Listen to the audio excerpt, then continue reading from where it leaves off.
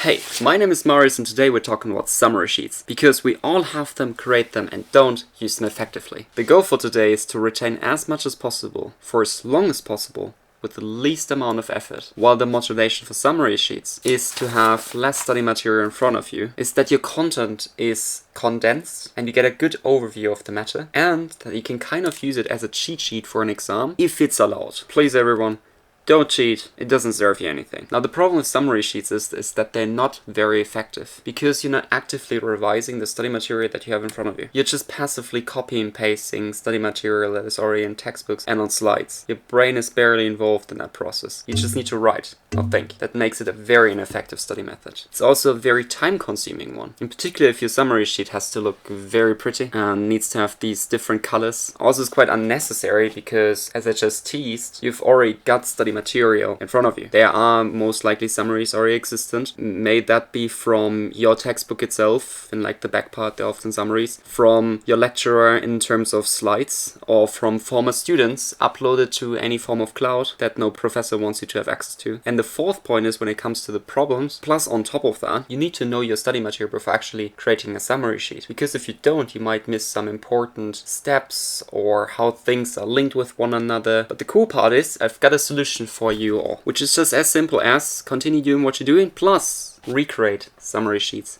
from scratch. That means that you have your favorite summary sheets in front of you, which we do. You have created it by having your textbooks, by having your notes, whatever you need to create it in front of you as well.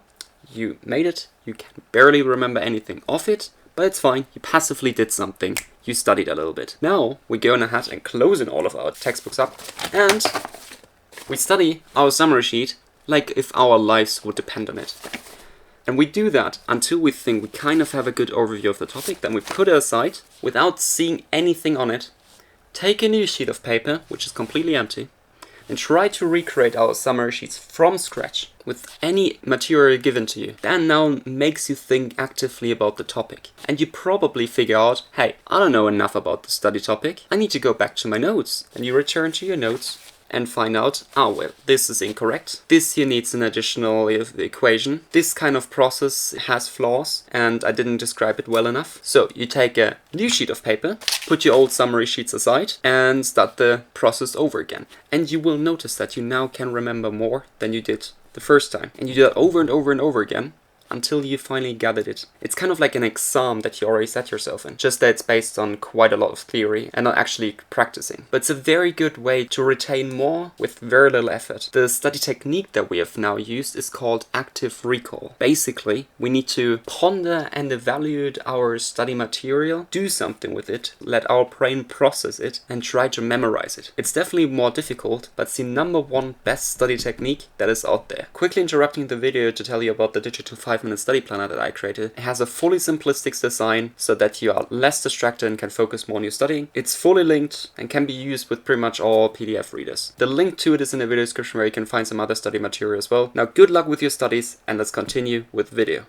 Now from this point on I want to quickly point out mind maps, which are just a beautiful and brilliant way of summarizing your topics. You basically have your main topic subject maybe as a center point, and from that you create a spider diagram with your categories, with your subcategories and so on. What's quite beautiful is that you can make it as colorful as you want to. You don't need to condense all your information in there. You can detect processes better and how things are linked with one another, that A, for example, is linked with F and D is linked with Y, whatever. And then when we have created our mind maps with our textbooks open, we put them aside again, take a new sheet of paper and try to recall how the mind map is laid out. We now get the visual effect with it as well, because summary sheets are just quite black and just maybe contain a few colors, but with nice circles, rectangles and shapes in general, it just gets a little bit more engaging and you find more enjoyability when it comes to studying. And that's the secret to summary sheets. Hope that you really enjoyed this video. Check out my full list of study tips up here and see you all in the next one.